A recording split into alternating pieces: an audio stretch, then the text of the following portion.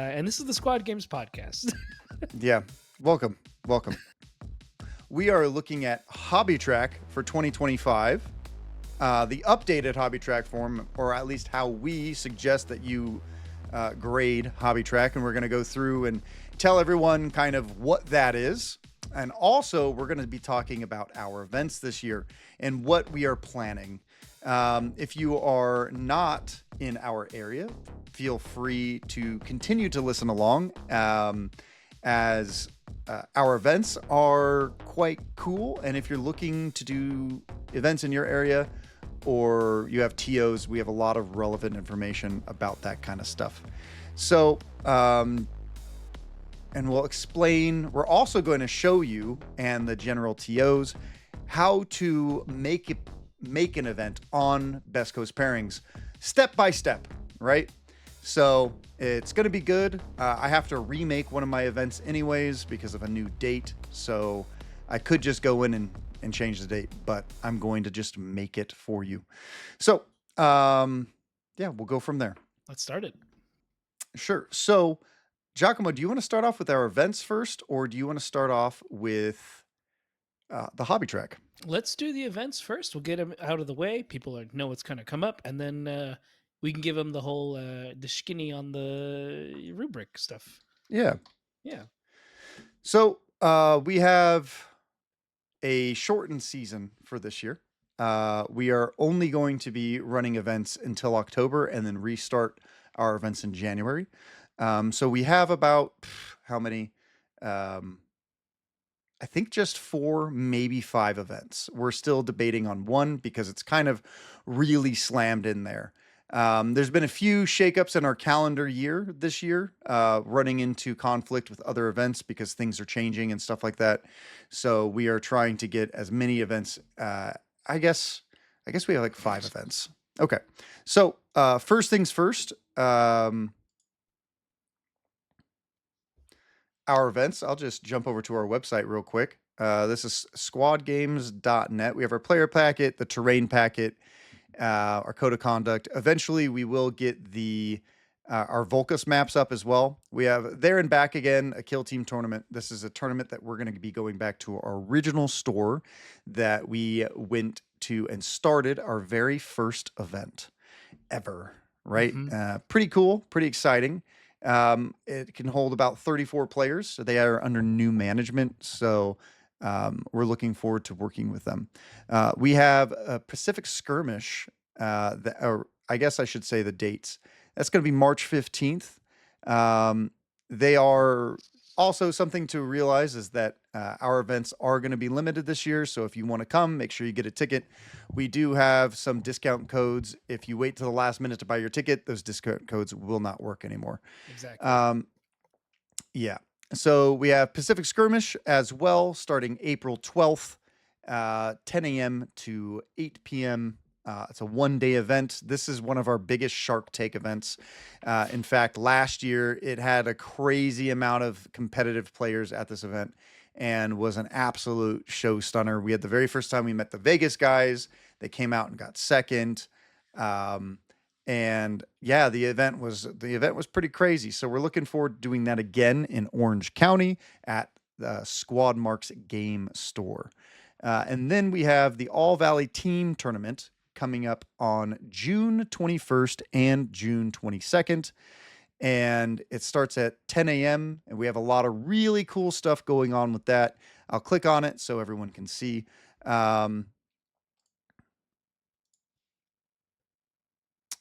So the All Valley Team Tournament is one of our biggest and most successful events outside of the Las Vegas Open.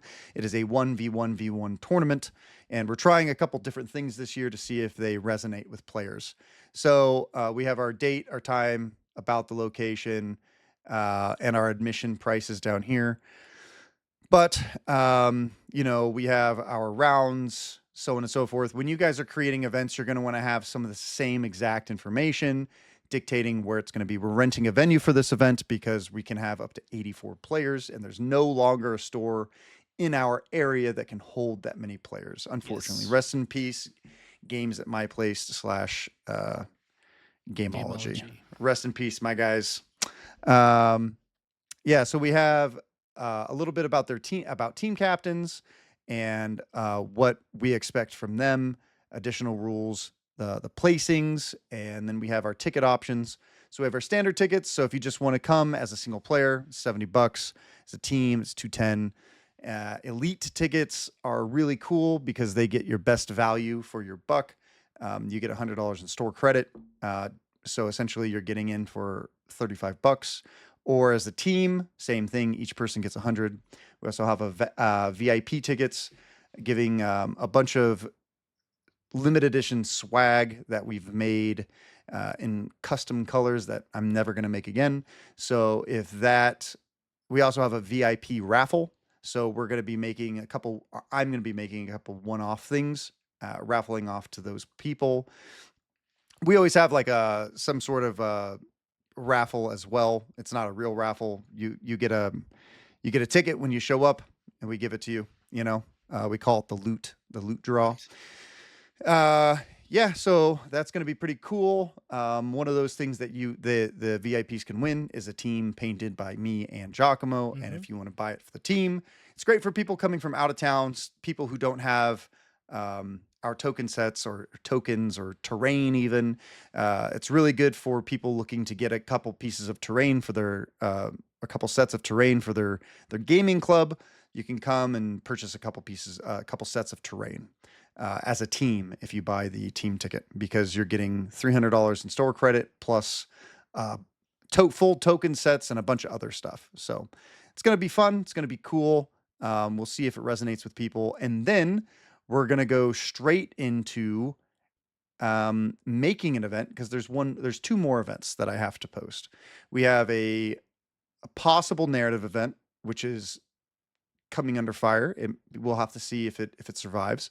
And then we have the Midsummer Mayhem, which I'm going to make. And then we have a really big event in October that we will release more information once we nail down more stuff. That one's going to be quite big. We're going to take off November because we're going to Worlds to stream it. And then December, we're taking off, and then we're going to restart in January. Yep. So our events, let's go to, I guess, Best Coast Pairings. So it's called the Midsummer Mayhem, but it is no longer at September 20th because it runs into the venue that we're going to be running our October event. So we're going to create a new event. So I guess let me show you how we get to this point. So you're gonna go into Best Coast Pairings. Let me see if I can make this a little bit smaller so people can see it. So we can see. Okay. So we're in Best Coast Pairings. Okay. See if I can get this just a little bit better. And this is specifically the organizers pages, correct? Correct. So you're going to sign in to Best Coast Pairings, and then you're going to click on organize, right? So you can sign up as a TO, or you can go to play, right? What events you've been to, what events you're going to go to, my games, so on and so forth. But you're going to click on the organizers tab. Okay. And then you have managed events, circuit tokens, and ticket sales. I'm going to go over circuit tokens because those are pretty important. So you're going to go to new event. You click on new event. This is how you create an event, and how we suggest. Games Workshop came up with how they suggest to run events. I have a different method. So we're going to choose Kill Team. Or we're going to upload a photo. I think it's called Midsummer 2025.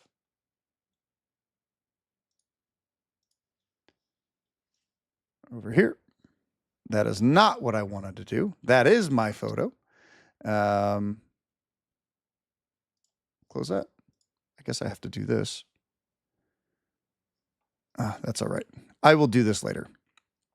So you upload your photo, this is being awesome.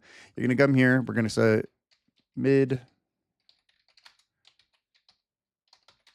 Mayhem 25. There you go. Okay. Easy. Where you're going to choose your event. These are places that we've all ran events at. Currently, it's either going to be at Green Tower or the Residence Inn. Currently, that's kind of where it's slated. You're going to choose your start date. Currently now, it has been pushed to August 9th. starting at 10 a.m. Okay. And it's going to end, let's say August, not, there we go. We're going to go to August 10th at, let's go 8 p.m. So let's say it's a 2-day event. Okay. Who knows if it will be. So we're going to come here. We're going to control paste. This is the Midsummer Mayhem. And if you want to embolden, you have to do what you do in Discord. You put 2 stars and then 2 stars. And this is our birthday year, our birthday event every year. So we give out extra prizes and stuff like that. You're going to put the date. Obviously, the date's wrong, but we're just going to move on. We have our approved ops, our round length, exactly what I just showed you in the last one. And now we're going to go to game configuration. Game configuration, it is a singles event. Let's say it's going to be 6 rounds this year because we had over 40 players attend last year. It's going to be a 2-hour game. You can make whatever you want. Games Workshop, I had this interesting thing told to me. There's a general misconception that Games Workshop's Worlds event is 4 hours, which means that it is 4 hours or 3-hour games. But the misconception is that it is not competitive. I was talking to, was it Marty? I was talking to somebody. I forget exactly who it was. I was talking to Mike, our TO for LVO. And if you think about it like this, Kill Team is competitive at different times. There could be Blitz Kill Team in 45 minutes, right? We have Kill Team Standard at 2 hours. And then there's, let's say, Kill Team Classical, 4-hour rounds, right? All of those are viable formats, right? So if you want to do 4-hour rounds, just realize that, just see if your event space can hold something like that. If you're trying to do 1.5-hour rounds or something like that, just be aware that people might complain, but there are different versions of Kill Team at different round lengths. But some people do find it difficult to complete a game in under 2 hours. So going back to here. All right, so we're going to click on singles, and then we're going to, instead of use recommended, I'm going to click on custom. So this is your additional game settings. So people that are listening to on the podcast, I'm going through Best Coast Pairings and showing people how to click on stuff and do some stuff. So we're going to do, you could do ranked tables or random tables. Typically we have 2 different styles of terrain at events. And if you have 2 different styles or 3 different styles, you don't want to do ranked tables because the best players are always going to be playing on table 1, 2, and 3. Unless if you're moving those numbers around throughout the event, which is more stress on you. That's something you don't want to do. So we do random so that everyone just pops around. You could always turn the very last round and you can click on ranked before you do pairings. And then it'll, the top tables will be first, second, third, fourth. So at least you could walk around those and make sure everything's friendly, So we're going to do self-scoring. We're not going to use a pin. You do not require lists anymore, right? We don't need lists in general. Kill Team Season 2 is incorrect. This is a very, very long time ago. I don't know why that is under recommended. We're going to go to Kill Team Season 4 Beta V2. Don't know why it's so long. It is what it is. Pairing metrics. Typically, Games Workshop says you're going to use tournament points, victory points, tournament point strength of schedule, and then random.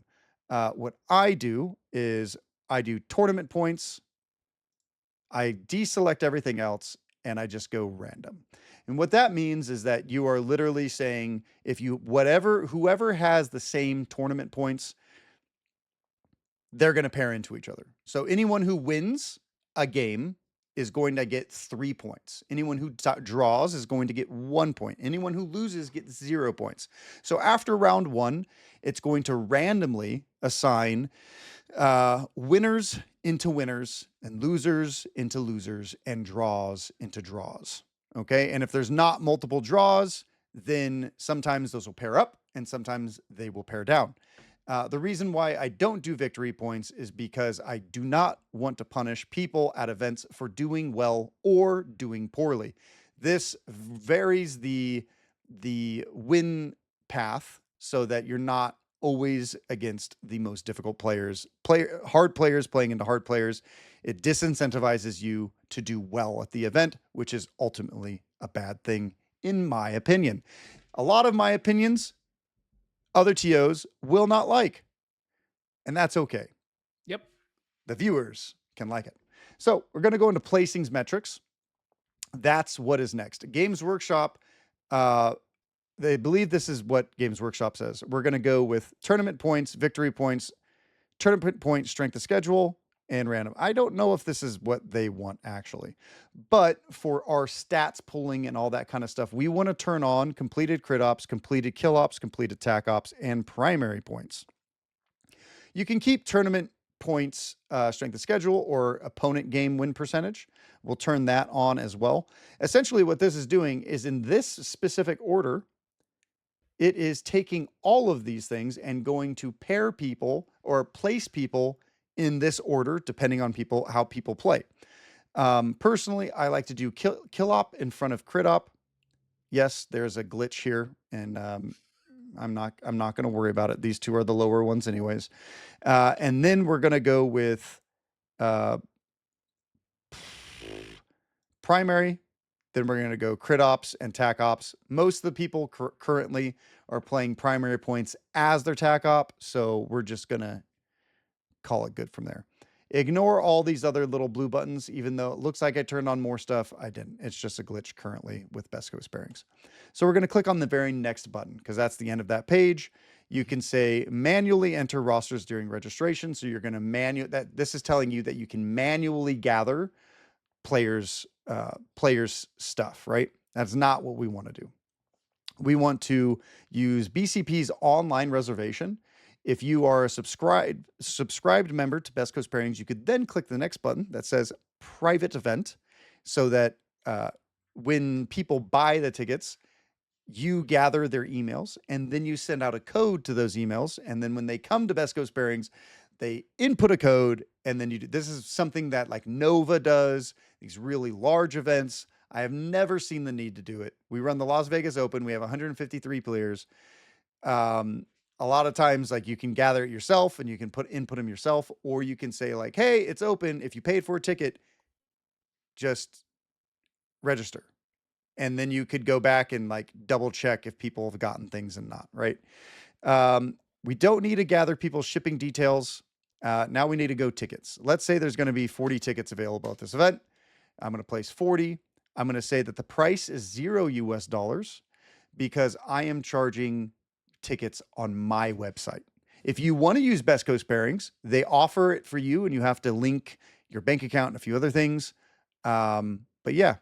And then we're going to say player check-in, or players must check in with the organizer in person. We're not. We're going to say players can check in themselves within 24 hours on their phones.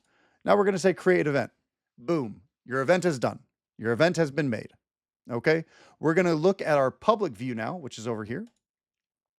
Public view this is what it looks like. Sorry, there's no pretty picture. It is what it is. So it says 40 out of 40 tickets remaining. And then this is all the previous work that we did with all our little stars and stuff like that, right? So this is how it looks. And now I'm going to show you how to submit for an ITC ticket and a Hobby Track ticket, because we're going to go into Hobby Track next. So we're going to go to tournament circuit tokens. So I guess we can click on organize tournament circuit tokens, and we're going to click on new token. Okay. We're going to say Kill Team Hobby event, and then we're going to go Midsummer Mayhem 2024, submit. And then I'm going to say new token, circuit, Kill Team ITC, Midsummer Mayhem, 2024? It should be 2025, but that's besides the point. And then you click it. So right now, I believe ITC is not accepting 2025 tokens.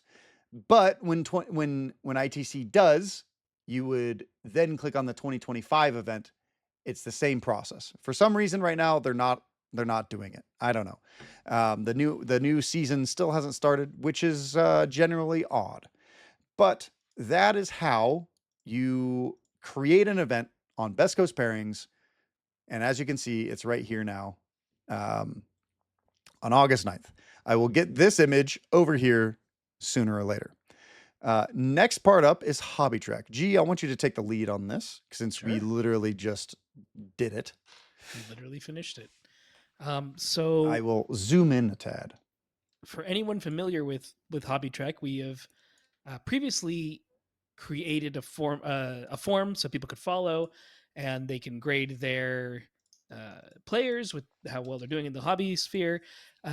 What we found is, as larger events happen, we needed a new way to grade, and also since we started doing showcases now, for those really big ones, we wanted a way to do that as well. So this was designed, and we have two methods for you guys to follow if you wish. But we recommend this newer one going forward for more players. It's called the showcase method.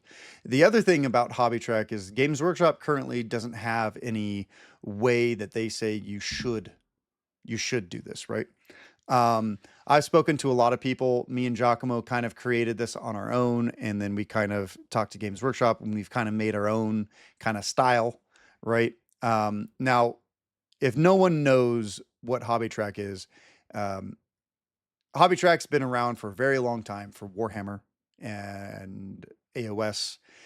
And Kill Team didn't have it. And when I became an organizer, I was very upset. So me and Giacomo both made it, and I manually tracked hundreds and hundreds of players' hobby track scores myself on my website until Games Workshop finally took it up on Best Coast Pairings, and now we have it there.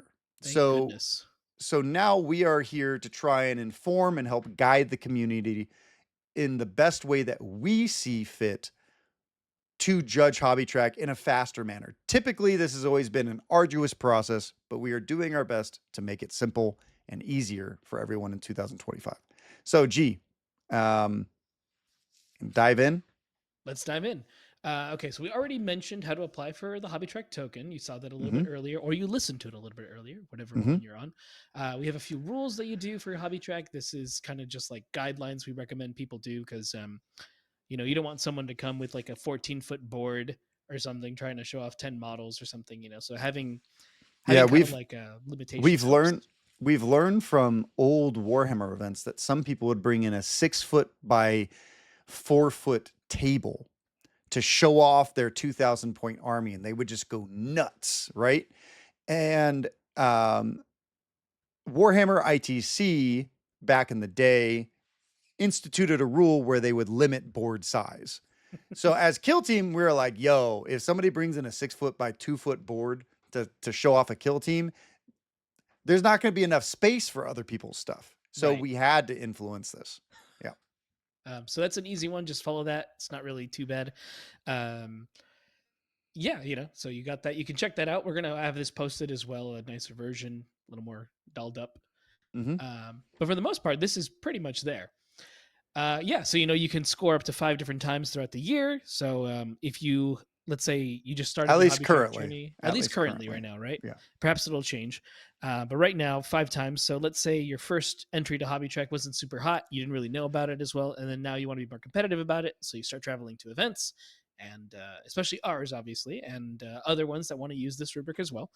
And you can start increasing your score so you can get the best possible scores, because that's what we want. That's how you compete with the hobby instead of me. I'm not as good of a player. I think I'm a better hobbyist, so that's how I would compete when I'd go to Warhammer events. And I Dakota and I wanted to bring that to you guys, so here we are. Exactly. So event scoring, I'll take over this part. Hmm. Um, Best Coast Pairings does not consider the score that you input as a judge, right? Let's go over to Best Coast Pairings real quick and I'll show you what I mean. So, people on the podcast, I'm clicking on Best Coast Pairings and then I'm going to click on something called, let's move this. I'm going to click on something called Soft Hobby Scores. Okay. So, when I click on Soft Hobby Scores, okay, all the players will populate in this area. Okay. and then you will select a player, and right next to them, you write their hobby track score. At the bottom of the page, you would then select save. Okay. Um, what that does, if you don't select save, it will delete all the information you just did. Okay. So select save for heaven's sake. All right. So those are the two buttons that you would click on to then submit. And then when you're going to submit the entire thing, I guess I'll show you, you would go to placings, you would go to options, and then you would say submit to circuit. And then it's going to give you an option to use your tokens, which will be 1 and then 2. So yeah, that's important. Okay. Going back to Hobby Track, I apologize. So they don't consider the raw scores that you put in. So you could have a Hobby Track score of 1,000, right? That judge could be like, yeah, I'm going to give you 1,000 because you're number 1, my guy. Well, it doesn't matter because it's just like your placing at the event. It doesn't matter if you score 1,000 tac op points in an event. It doesn't matter, right? ITC is going to give you a number of uh, Hobby Track is going to give you a number of points based off of their own formula, which is typically influenced by um, larger events and the more players. So if you have more players, more rounds, those are typically the two biggest multipliers. So if you run a 9-round event or a 10-round event, your score is going to be higher. If you have only 10 players in that, it's not going to be as much as LVO's 200 or 158 player 9-round event, right? Because you don't have the players to make it worth more points, but your rounds will definitely increase your score. Okay. Um, yeah. So Hobby Track scores, we have 2 different methods. We have our old method, which is the showcase, and then the painting rubric, and the other one is the showcase. G, do you want to go over kind of like how we do the showcase? Yeah, so with the showcase, we find it's most players will have a general score that fall under a certain category, as you'll see here in Mm-hmm. the sliding scale. So obviously, if you see an incomplete team, it's not done. You can't really score it; it's not finished. So Mm-hmm. you get an incomplete score. Then you have battle ready. So you know you're getting into the hobby, you're adding your stuff. You get anywhere from 1 to 30 points. You know, this is just a general idea of where you want to kind of place them. So everyone has a score. Then you have the same for parade and then for showcase. Now with showcase, this is where it gets interesting. Once you get to a showcase level, you know, you're generally asked to put your models on a separate part, you know, that we want to do further grading for. And then we'll get into that part as well. And this is generally designed for larger events because it would just take so long if you did each individual one for each individual team. Yeah. So having a sliding scale makes it really easy to kind of determine, all right, battle ready, this is how much points battle ready is probably going to earn. And same thing with parade, they're probably going to earn this much. Yeah. It's just a simple way to do it. So typically the highest battle ready is going to score is 30 points. Now you could be lazy and just be like, okay, every team that has 3 colors on them is 30 points. Every team that looks better than that and has like all this other kind of stuff, right, is parade level, right? They're clean, they're well painted, you know, they have like maybe a layer or two of highlighting and stuff like that. And they look good, but maybe they're not the top 20%, right? So you're Mhm. going to give everyone there 50, right? Let's say there's a couple people that are like you think better than parade, but didn't quite make it to showcase. Feel free to give them any points between 50 and 70. It doesn't have to be like you got 50 points because this document said so. No, it doesn't have to be like that, right? The Soft important part, scores. yeah, the important part of this is the showcase. So you would say this is like a 2-step grading process. You're going to walk around through all of your peoples during a round, and you're going to be like, that's a showcase, that's a showcase, that's a showcase, that's a showcase. You get those players' names. That's a parade, that's a parade, that's a parade, that's a parade. You get those players' names. Everything else is battle ready or incomplete. Okay. So they all kind of, the rest of the team people score the rest. Those showcase players are then going to be asked to come to lunch, or if it's a 2-day event, they're going to be asked to come to your showcase at the end of the day, right? And that's where you're going to get them to sit down, put their models on their display board or not display board, and then really look at those models really in depth and judge them first through third or first through 10 or whatever it is, right? Hmm. Um, it doesn't hurt to add more players to your showcase. It just makes people feel better. It is a better feeling because, like, we don't want to gatekeep in this hobby. If you think that somebody put enough effort into it, absolutely bring them up. That is something that's very important, is to recognize people's strengths in the hobby. Okay. Um, yeah. So bring up the showcase, and you could do it during lunch. If it's a 1 day, you can do it during, after your first or second day, depending on how many rounds you have. Okay. This is what we then judge on, is a rubric between our judges. If you're just one person, you can print out a couple of these, or just realize that these are out of 13 points each category, and then this one is out of 4 points. Okay. G, do you want to go over this categories for us? Absolutely. So let's start with models. So you have your technical skills. So this is like you see in the description here, non-metallic metals, highlighting, blending, OSL. So anyone who's using like advanced techniques and Hmm. they're how well they're executing it and like pulling it off, right? So you Yep. see like, he's really good at blends, but he's Painting still eyeballs, having exactly painting eyeballs eyeballs, painted. like hardcore Hmm. details, but Yeah. maybe he's Let me just put not that in there. quite there with NMM yet, and that's okay. So you give him the score from 1 through 5 for the points, and because this is kind of like a when it comes to painting, this is a big part of the model is you're judging this big portion, right? Yes. Then you have composition, which Yes. is effective Very placements of subjective. elements. Very subjective, because again, at this point, your players have already scored 70 points. So now we're just trying to break and see who's in the top three, or Hmm. top eight, whatever you want to do your cut. So then you have your composition. It's placements of elements. So like maybe where a weapon's placed on a model or something, or like little trinkets and things, so it looks nice. And Because you some can make something too busy, You can make something way too busy. way too busy.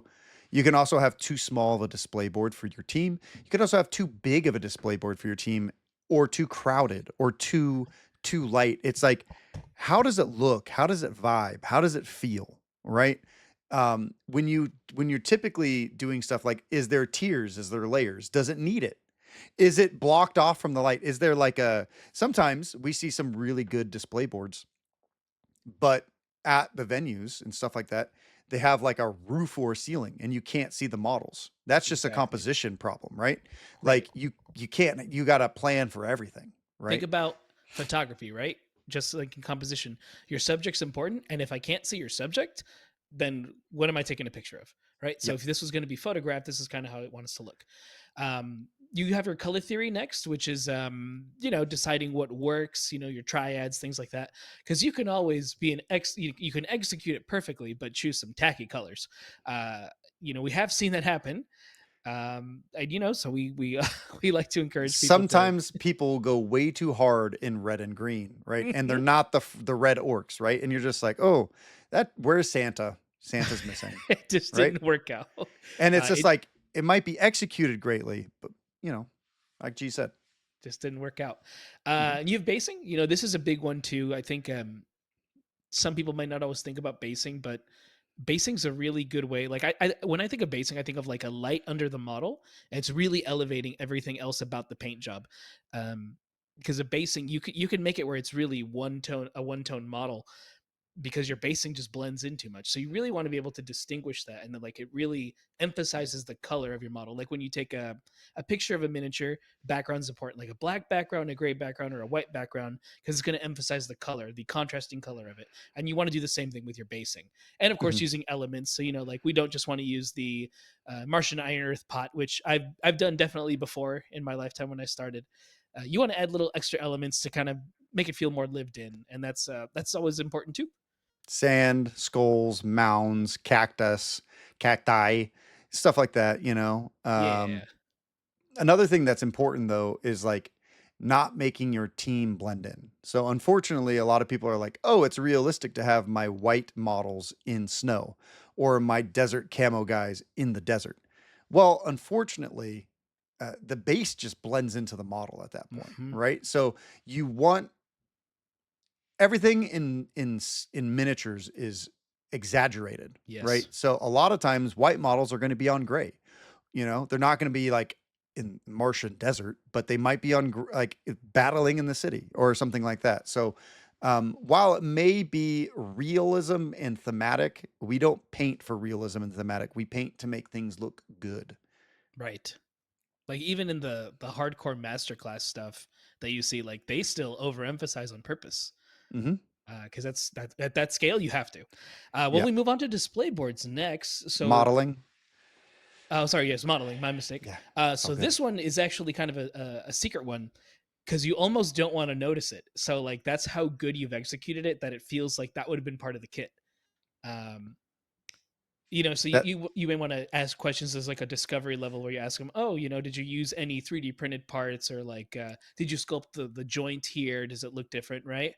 And then you can really find out like that's a really good job. I did not even know that was that. So Hmm. that's a level of execution. You don't necessarily always have to have it, right? Like I'm not always a big modeler myself. I tend to like the kit a lot. I might kit bash, but I never do some crazy stuff. Where I've seen some of my friends who like absolutely do some wild stuff, but they're better sculptors than me. So it's nice to see this because it really like makes it their own. It's really custom. It's very nice. Yep. Yep. Now we can move to the display board. Yes. So for those of you following along, listening or watching, so the display board has a lot of the same technical skills you got to use on your miniatures. Like you still have to know how to use your paint. Still need to apply effects if you're using like fire or something. Anything on the board could translate into a model should translate into your display board as well. Same goes for composition. Like if you're putting fence elements or something, you don't want them to be all over the place. You want them to sit in a certain spot that works. Like if you're going to put a tank or something, you don't want it right in the center where it blocks everything. You want it where it naturally would flow when you're looking at it from your eyes. So Hmm. again, composition. Hmm. Same thing with color theory. Again, choose the colors that match the team. Choose it that match together. Like obviously, you're probably not going to have Martian snow. I don't think that exists. Maybe someone could pull it off. I couldn't, but you're probably not going to have that as a composition for colors in your theory. And then basing same thing, be consistent with your team so it looks all together. Do I do I your can't best. I can't tell you how many times I've seen people submit teams and then they are not the same. So they have like a dirt displays on their miniatures, and when they put them on their display boards, the display boards are into the dark, Right. or so on and so forth. Right? We want to see the carpets match the drapes. I think that's The carpet matches the base. Yeah, let's have the carpet match the bases, right? Also, like, are they inset? Are the bases inset? Oh, Are they on yeah. top? Right? There's a bunch of different things that kind of add value. And if they're inset, do they match the surrounding stuff? Do they have like the same stones going through? Right? Are the models in the right place? Are they just randomized? Like when you're at the showcase level, we're really picking apart and really being hypercritical of every single detail. We And have so to. should you as a judge, right? Yes. You can't just look at it and be like, "Wow, good." You got to have a little bit. You got to have a little bit of love to do hobby track. Sorry, go Absolutely. ahead. Go ahead, No, no, G. that's all perfect. I would have. I'm glad you added that because then we kind of move on to the next thing, which is modeling. So this is using like, let's say you're using water resin for the first time. How well you executed that on a board, or let's just say you're not using the GW pot. You're using something from AK or Vallejo. Works very similar, but has different forms of application. Um, you're using foam and cutting tools to get it to look a certain way. These are all elements you'd have in modeling now because you're putting it together. Um, and I think that's about whether you're 3D printing something too. That's another cool one. How Hmm. well does that work? Does it feel like it's 3D printed? Or does it feel like it's its own thing? Yeah, That's all important. absolutely. Are those 3D prints smoothed out, or can you Mhm. see the filament lines, or can you see the resin layer lines, right? Right. Like, have you sanded it? Like there's a lot of small things that when we're looking at these high levels, who gets first and who gets second. Sometimes it's, did you paint the underneath of the cloak? Did you Right. paint underneath the tree? Stuff like that. Sometimes. Rule of cool Absolutely. is my favorite though. This one What's is your Yeah. this is probably the most subjective one there is. Because let's say you got four people who are exactly the same, but you know what? a space marine floating in the cosmos is just kind of cool. And sometimes like a guardsman in his base is just like I expected that, right? It didn't really like explode with excitement, but that other one sure did. And Mhm. that's when you're just like, you know what? He executed the lights. It was cool. The smoke effects were nice. Little things like that that really like add like really push up. They put music in there. They really just punched it up just a little bit more to just be like, you get the They four, did this guy they gets the did one. they did lights, they did fog, they did sound, but the problem is sometimes when people do those things, it drowns out and it detracts from the It model. If they can. put in fog and it's like, "Ooh, now I can't see the models anymore," or the sound is just glaringly oppressive, right? I think Right. that was one of my things is with my big display board. My Predator music was fucking loud, um, and Those sometimes lighting can detract immensely yeah. from stuff. There's a very tasteful way to do LEDs, and then there's a very untasteful way to do LEDs, right? Yes. So you Don't ruin really the have to paint be job. yeah, you have to be really careful sometimes, are you going with a night scene? Why are the lights on during the day? Does it look like a night scene? Is there a backdrop? And also the biggest thing, Giacomo, this is one of your biggest pet peeves. It How many times has it been seen before? Does big somebody amount of just times. does does the same team keep being brought to tournament after tournament after tournament, and eventually after you've seen it a couple times, you're like, man, I've seen this so many times it's lost its rule of cool. Right. Like It's I've lost. seen it 3 times this year. Like it's gonna get zero. I've seen it so many times. That I want to see something new. You're a great artist. I have 6 weeks in between my events. It's been You could 18 weeks. exactly like and Yeah. I get it, sometimes you don't always have time. I've been notorious for doing this back in the day. Like I would I and this is where I kind of learned it was like I would just keep doing the same thing over and over. And I just kind of noticed judges wane interest in something. Hmm. And it happens because once you've seen something a bunch, it's like, okay, it was cool the first time, but if you're gonna keep entering it, I don't think I care anymore. So like if you can, and I understand we might not always have the time, but if you have the time and you want to make something new, why not? Right? It's a new Yeah. project, and like Dakotah said, you're a great artist, so I'm sure you're going to do something amazing. And again, it never has to be super huge, right? You can make something really small and just capture. I think there's a So, novitiate display we once saw. Like it was just an individual one sitting in the little thing, and that one was it was small, but it was impressive, right? I hmm can't remember who did that one. Liam, Liam, yeah, yeah, chiller. Chiller. Yeah. So, there's a couple interesting things um, with rule of cool is like sometimes you haven't seen something in a really long time and somebody brings it back and you're like, oh yeah, that's pretty cool. But if you've seen it 12 times, it's the rule of cool also sometimes helps if you have the same player coming to your event over and over and over and winning every single time, right? Sometimes that can really drown the want for people to succeed and be better, right? So sometimes the rule of cool can really help dissuade that just because it's like, oh, somebody else brought something really cool this time. Is it as good? Maybe not, but this guy got rule of cool, this guy didn't, so this guy wins. You know Right. what I Just mean? a little, Yeah. yeah, super subjective. Yeah, absolutely subjective. Next up is our painting rubric. People will be very familiar with this if you've done this before. Um, this is our old rubric. We only suggest this if you're going to be judging people for 8 players or less. This is a very time consuming thing. You can also use this one if you are looking at doing the top players as well. You can look at them and be like, all right, like you can go through each and every single thing. There is subjective points in here, so you can subjectively give somebody up to 40 points based off just painting. These are kind of the things that we've mentioned in the past, but I feel the other way is just way faster to judge, just based off of just quick instincts of looking at a team. This is a very long process to do. If you've done it before, Yep. we used to do it for 2 or 3 years, and then last year, halfway through last year, we swapped to a variation of the older system, right? Of just being like, hey, 1 out of 100, let's give a team. And then we're going to bring it back for the top 10 teams or the top 12 teams and go back and really look at those to see what is the best at the event, you know? Um, and then we judge those and we put those in that soft hobby score area in the best coast pairings.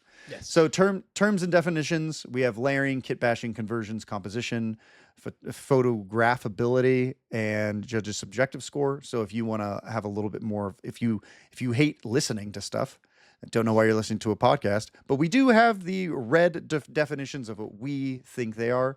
And then we're going to have a couple URLs specifically to each rubric, and they will also be on our website. Though by the time this video goes up, I will be working. So it might not be up until Wednesday or Thursday, but those will be there before the weekend in case you're planning on using these at one of your events this weekend.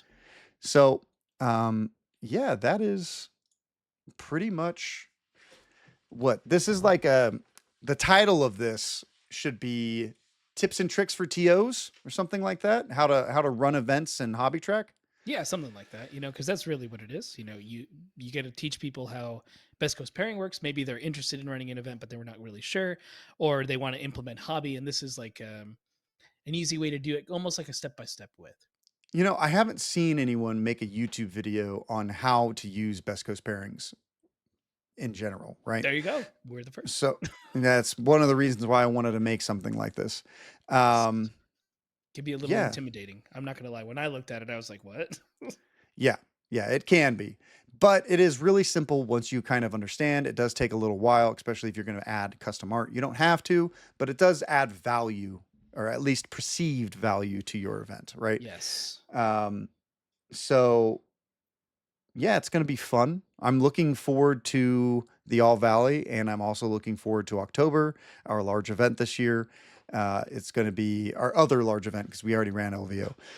So looking forward to a lot of fun stuff, and looking forward to sharing more and more as we learn stuff with the community. And hopefully you as tournament organizers or even players are finding some of this information useful, or if you're hobby track enthusiasts, finding what we value as judges useful. Because I will tell you, there's not every judge is going to value everything that we like, right? Like Games Workshop judges might value heavy metal painting styles or GW painting styles or just stuff like that. I don't know, you have to kind of paint to your audience sometimes, I think this is a very good generalistic look at, like, we value technical painting skills.